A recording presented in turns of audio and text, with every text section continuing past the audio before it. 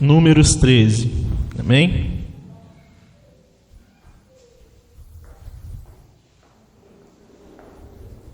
Amém? É o quarto livro da Bíblia, livro de Números.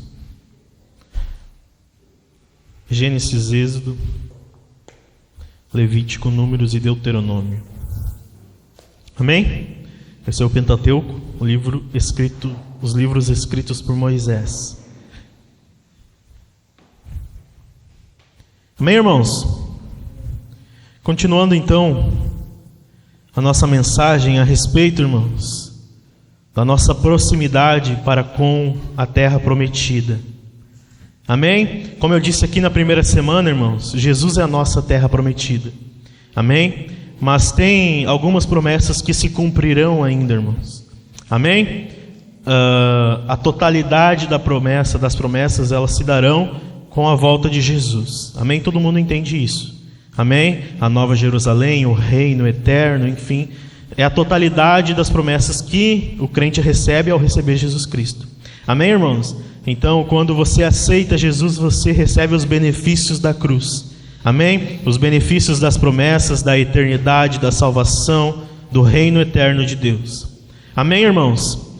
Nós estamos analisando aqui a partir do livro de Números, no capítulo 13, um texto muito famoso, irmãos, que é o momento em que Deus para Moisés e diz para que ele separe 12 homens e envie a terra prometida. Eles estavam nas fronteiras, próximos à terra.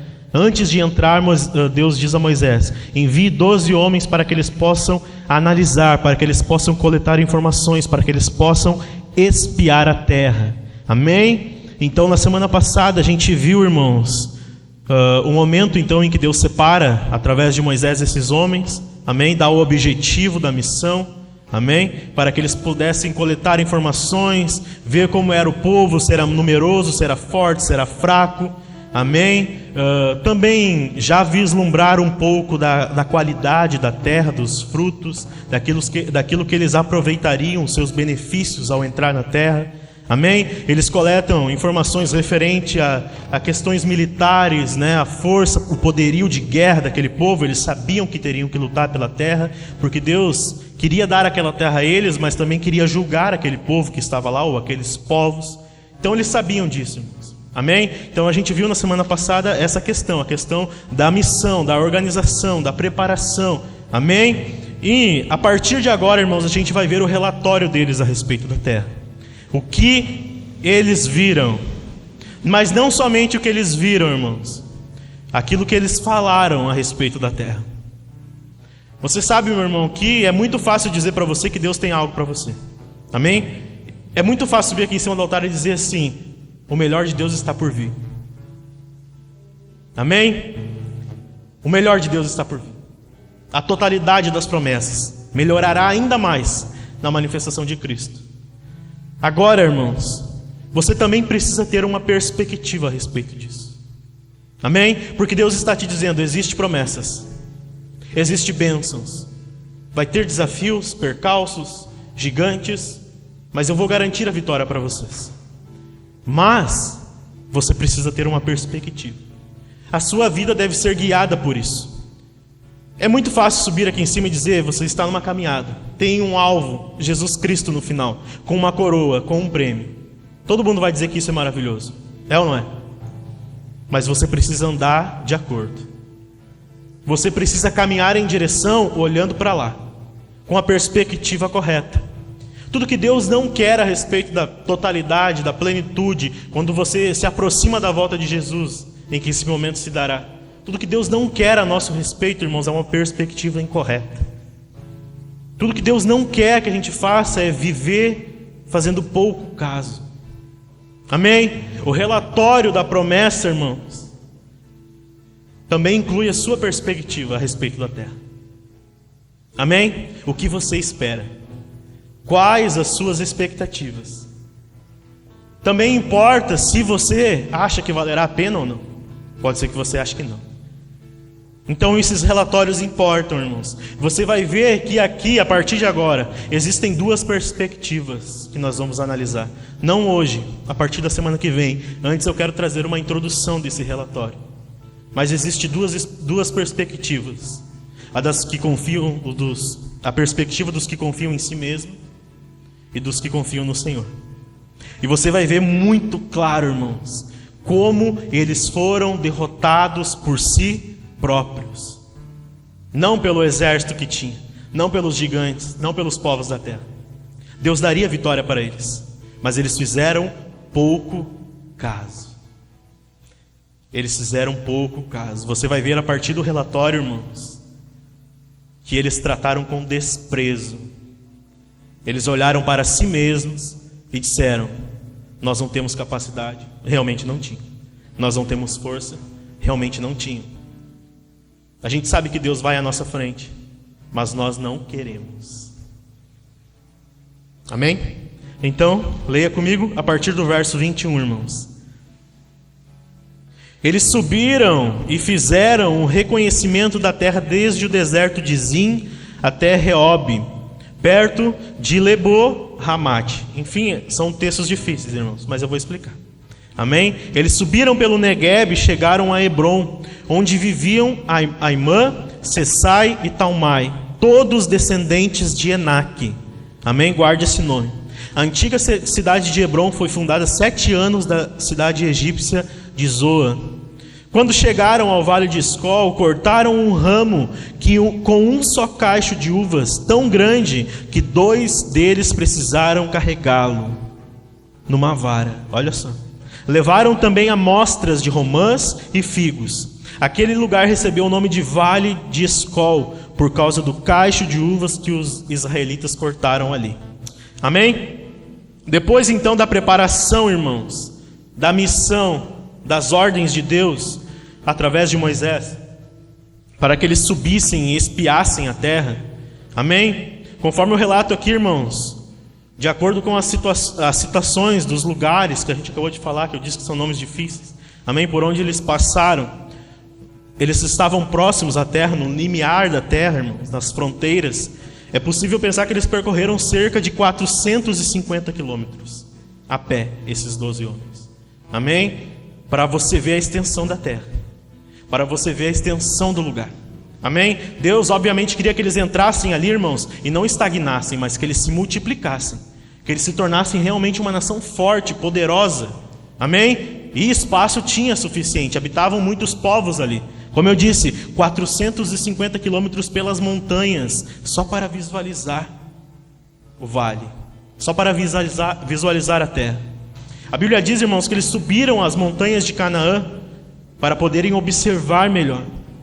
E é muito interessante, irmãos, porque essa ordem de Moisés, irmãos, fala a respeito de algo. Moisés instruiu que eles subissem as montanhas e visualizassem a terra de cima. Amém? Repita comigo, de cima. Era uma visão superior, irmãos. Não é à toa. Não é à toa. Eles poderiam talvez se infiltrarem, mas Moisés os ordenou que eles fossem às montanhas. Essa visão é uma visão superior, irmãos. Esse era o olhar que eles deveriam ter em cima da terra. Essa era a visão que Deus queria que eles tivessem a respeito da promessa. Uma visão de cima. Quem que está em cima? Deus. Era de cima, da parte de Deus, que eles tomariam posse da terra. Amém, irmãos? Isso precisa ficar muito claro, irmãos. Você precisa enxergar a sua caminhada de uma forma, com a perspectiva do céu. Porque se você olhar para si mesmo, irmãos, você vai constatar logo de cara, você não dará conta. Se for pelas suas forças, pelas suas armas, pelas suas estratégias, você não conseguirá chegar ao fim da caminhada. Amém? Se você olhar de baixo, do seu ponto de vista, o insucesso e o fracasso baterá à sua porta. Mas Deus, irmãos, quer que você olhe a sua caminhada em direção ao alvo com uma visão de cima. Uma visão correta. Porque é de cima que se vê o horizonte. Não do próprio umbigo.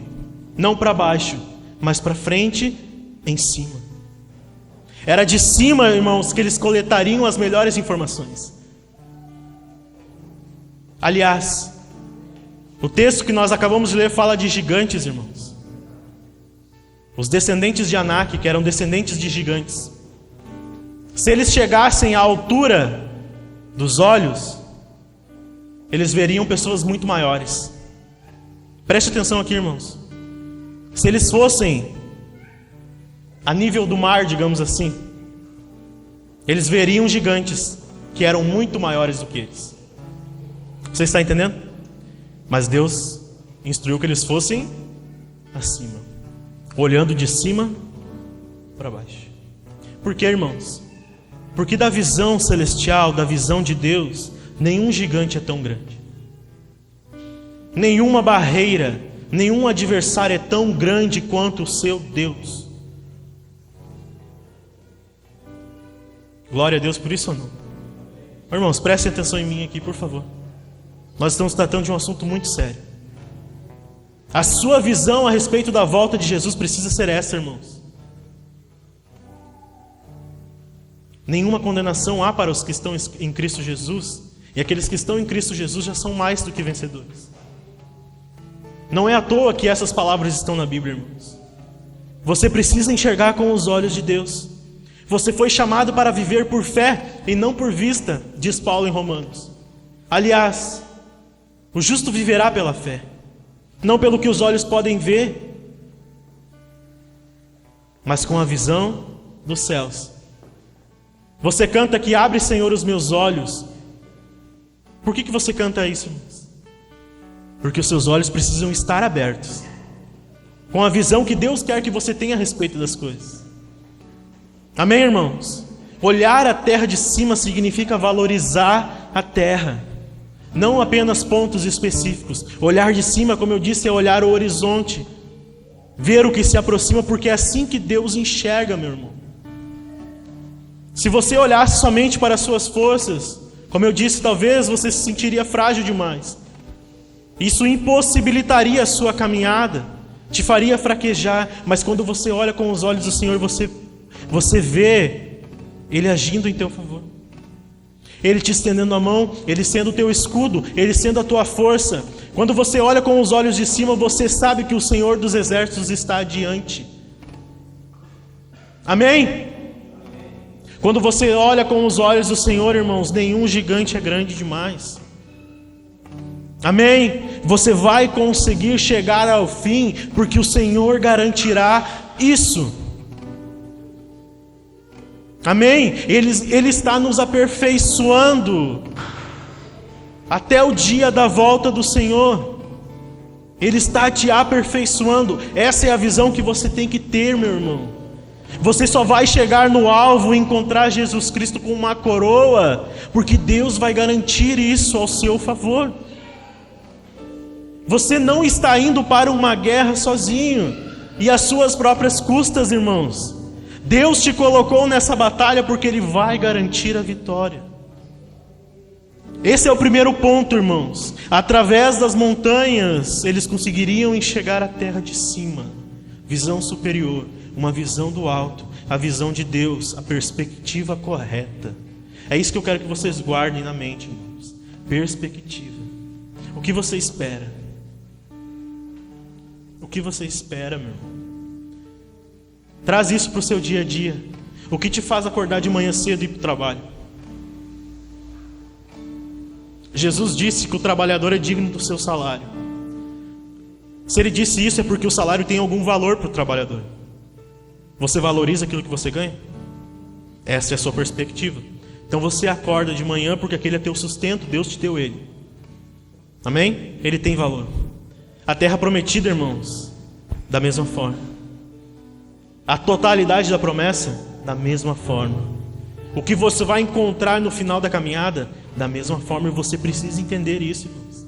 Você precisa valorizar isso. Essa deve ser a sua perspectiva todas as vezes que você acorda pela manhã. Quando você deita sua cabeça no travesseiro para dormir, a mesma coisa. Se o Senhor Jesus voltar agora, enquanto eu estiver no meu sono de descanso, a minha perspectiva é essa. Aquilo que Deus diz a respeito da promessa. Amém? Segunda coisa, irmãos. No texto que nós acabamos de ler, a Bíblia diz que eles vão através das montanhas e eles chegam a Hebrom. Amém?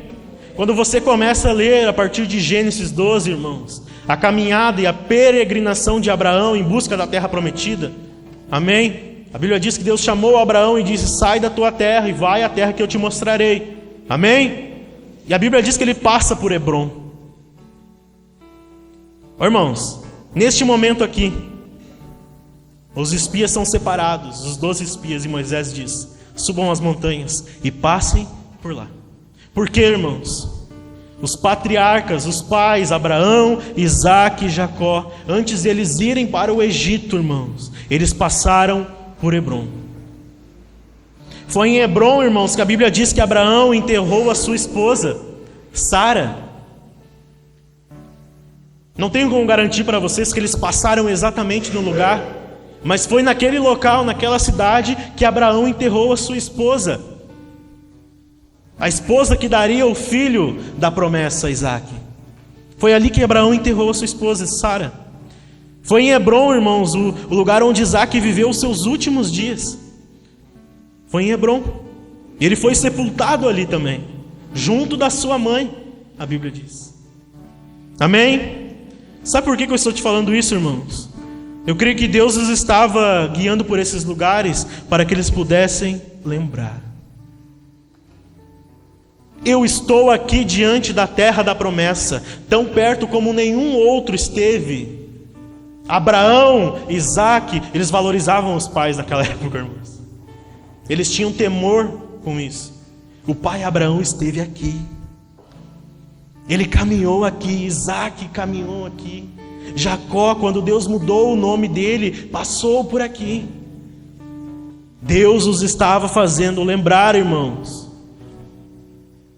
Lembrar aquilo que Deus já tinha feito a Abraão, Isaque e Jacó.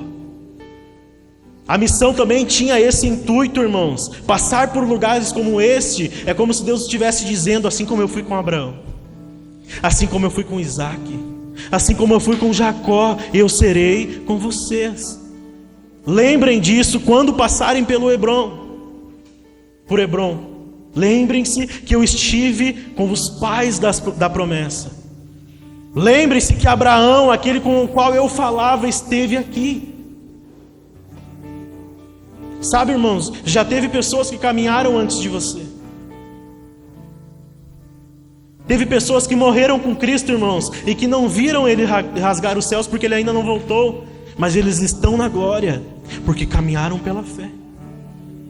Porque teve pessoas antes deles, irmãos, que caminharam também e pregaram o Evangelho para eles. Você está entendendo o que eu estou querendo dizer? Jeremias, irmãos, em Lamentações diz: traga à mente aquilo que te traz esperança. Quando eles passaram por Hebrom, irmãos, eles podiam lembrar: meu pai Abraão esteve aqui, ele andou pela fé, ele saiu da parentela, ele saiu do conforto, para que um dia eu pudesse experimentar a terra prometida. Oh, meu Deus!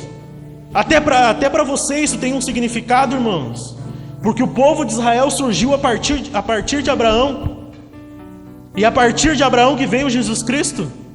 Isso aqui para você tem significado também. Alguém correu antes por você e passou de geração em geração a promessa. Alguém orou, alguém ensinou, alguém pregou o Evangelho. Lembre-se disso, meu irmão. Enquanto você está se aperfeiçoando na caminhada, pessoas melhores que você já correram. Amém? E aprenderam da mesma forma, porque passaram por lugares, irmãos, e andaram com o Senhor, e sempre creram no Senhor, e hoje estão na glória com o Senhor, meu irmão. Lembre-se, aquilo que te traz esperança. Ninguém morre por algo que não acredita, meu irmão. Ninguém morre por algo que não acredita, ninguém dá vida por algo que não acredita. Abraão não entrou em Canaã definitivamente, irmãos, mas ele tinha uma promessa: os seus descendentes serão como as estrelas do céu, eles serão comparados às areias do mar, serão muitos, eles verão a terra. Eles verão a terra. Amém, irmãos? Essa visão superior de cima pelas montanhas fez com que eles passassem pela cidade de Hebrom, onde os pais tinham passado. Irmãos, eu vou dizer uma coisa para você: valorize quem orou, quem pregou o evangelho a você.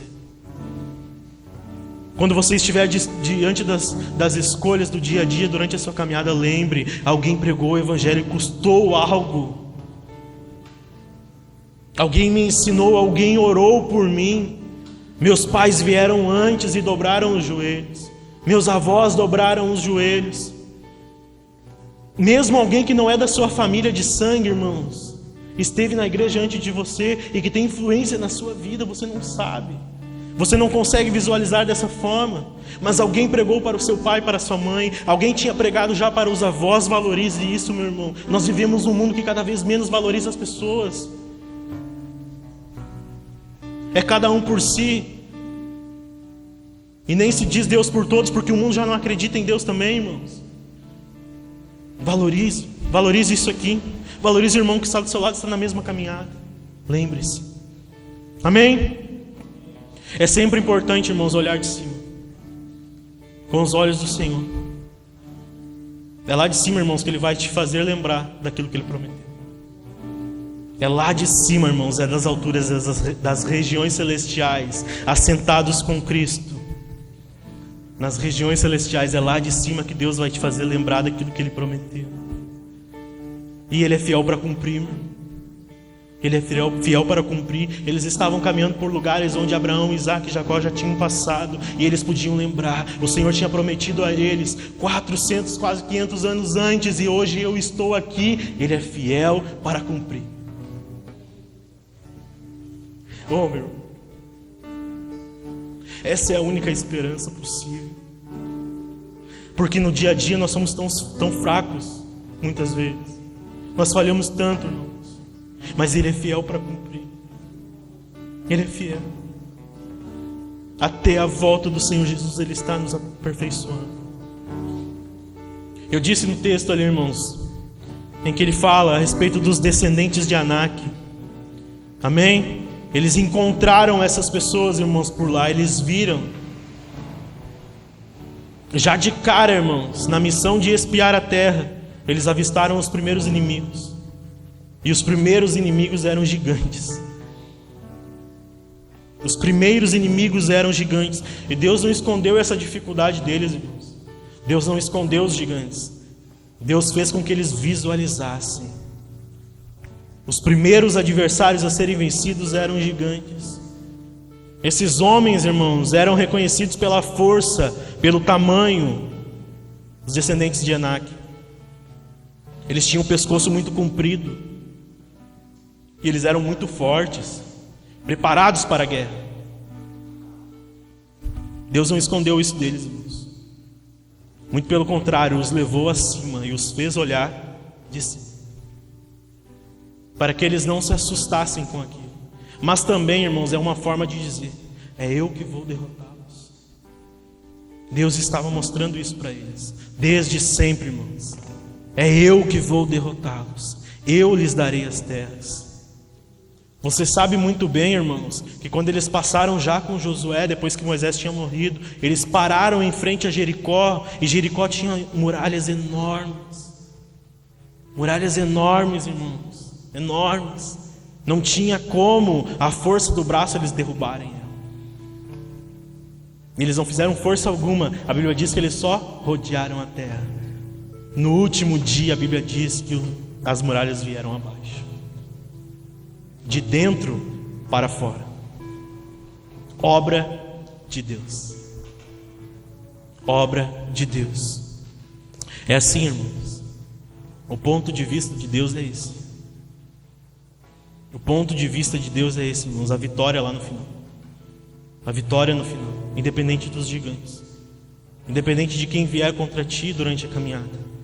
A vitória de Deus está nos aguardando no final, irmãos. Deus não nos esconde os problemas, mas nos faz olhar, irmãos, de cima. Amém? De cima. Você sempre pode, irmãos, dizer para o Senhor: o que o Senhor quer me ensinar com isso? Qual que é a sua perspectiva? O que vem pela frente?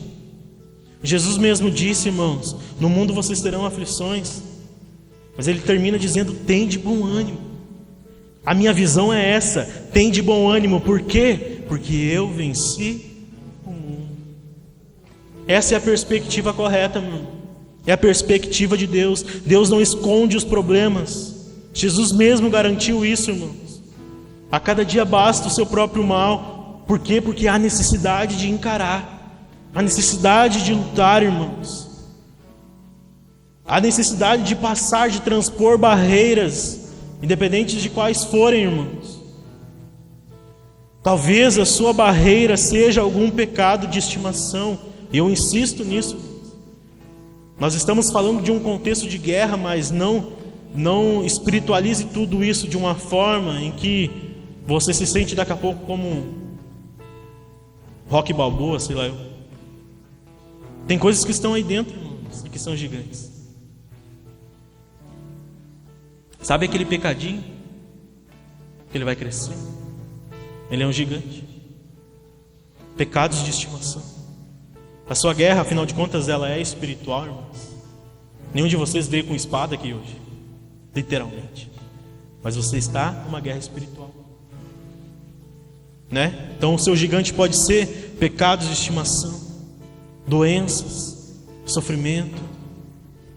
O crente sofre, o crente padece, meu irmão.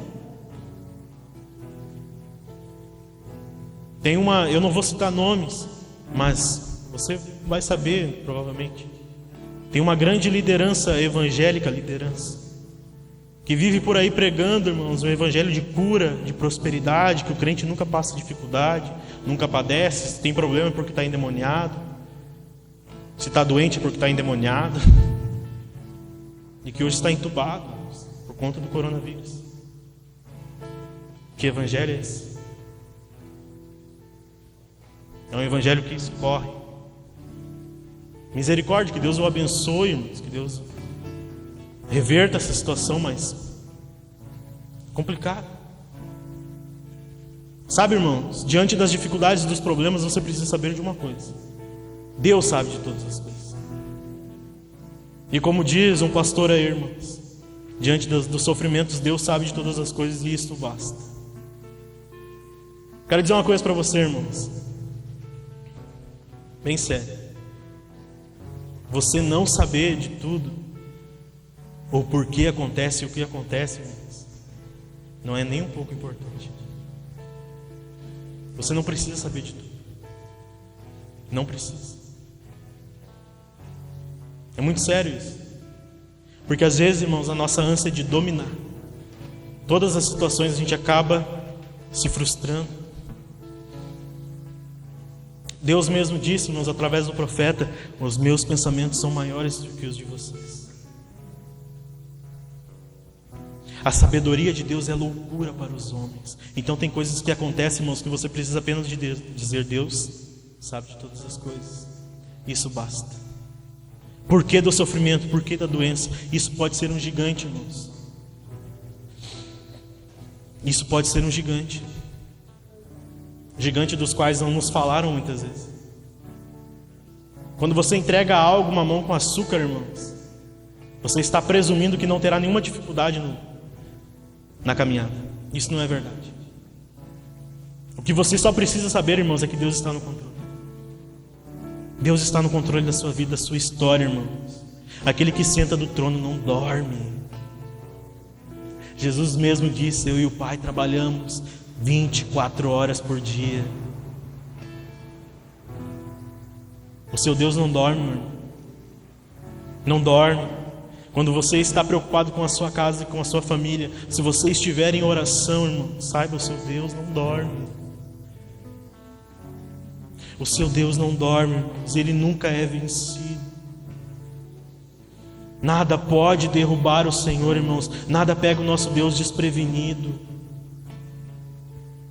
Amém? Diga isso para o irmão do seu lado: seu Deus não dorme. Não dorme, irmãos. Sabe o que ele está dizendo aqui nessa passagem, irmãos?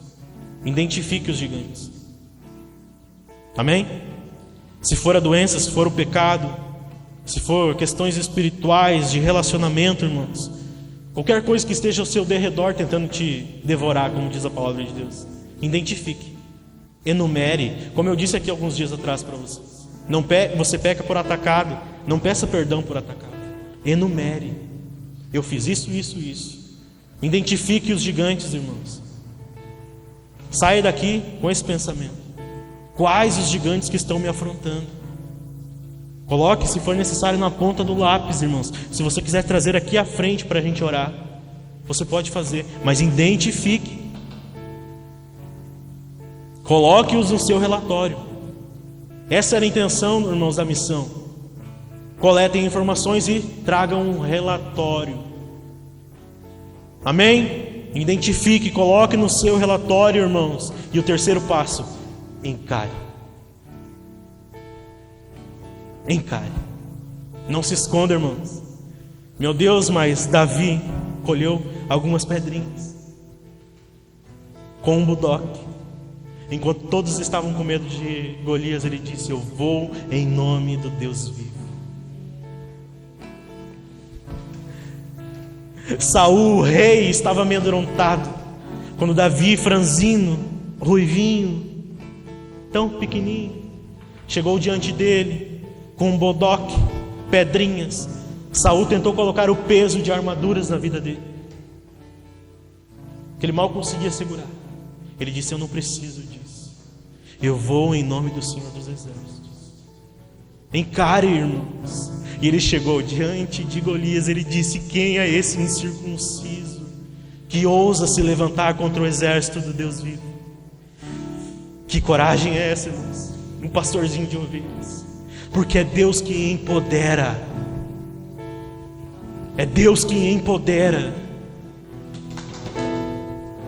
Esqueça o tal do empoderamento feminino. É Deus quem empodera as mulheres que estão aqui. Jesus mesmo disse: o Espírito do Senhor está sobre mim.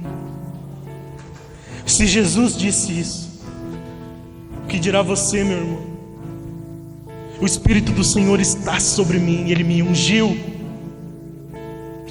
O Senhor Jesus, meu irmão, o Senhor Jesus é Deus quem dá o empoderamento. É através do nome do Deus vivo que Gideão sai com 300 homens e derrota um exército inteiro.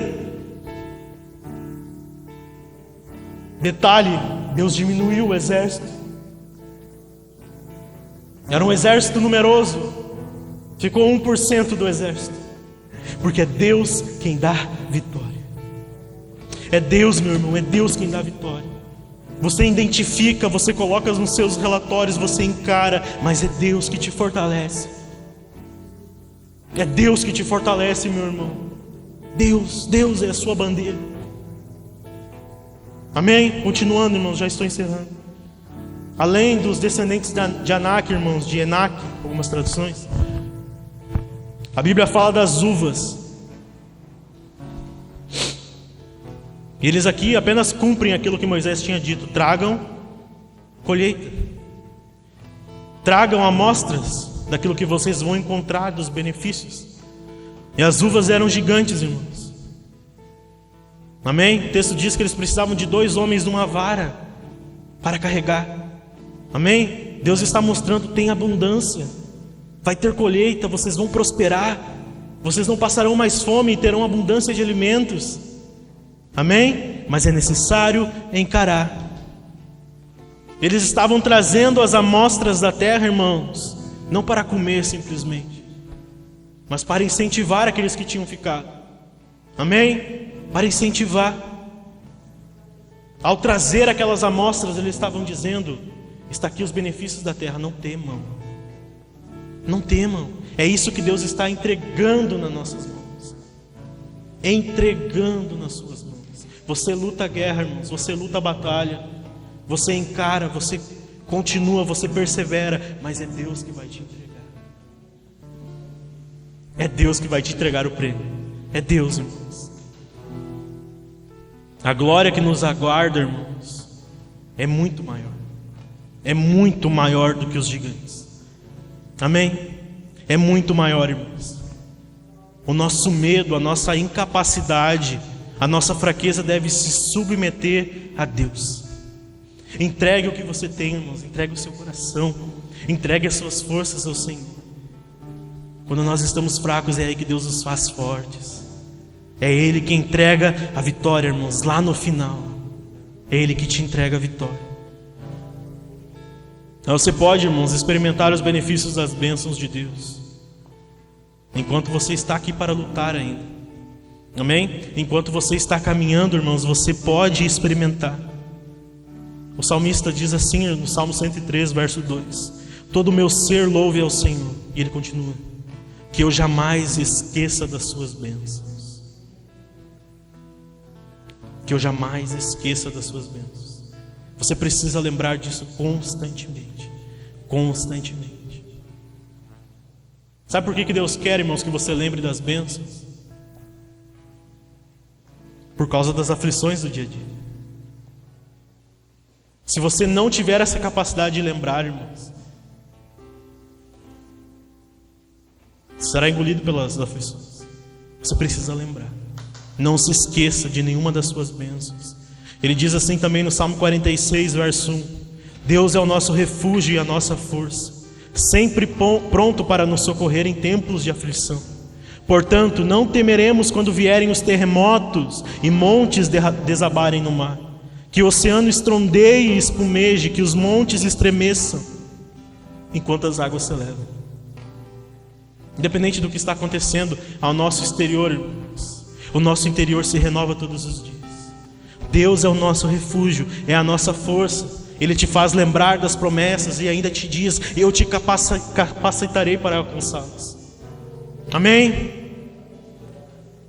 Para encerrar, irmãos, em Efésios, no capítulo 2, verso 6, Paulo nos diz assim: pois Ele nos ressuscitou com Cristo e nos fez sentar com Ele nos domínios, nas regiões celestiais, porque agora estamos em Cristo Jesus. Portanto, olha só, nas eras futuras, Deus poderá apontar-nos como exemplo da riqueza insuperável de sua graça, revelado na bondade que Ele demonstrou por nós em Cristo Jesus.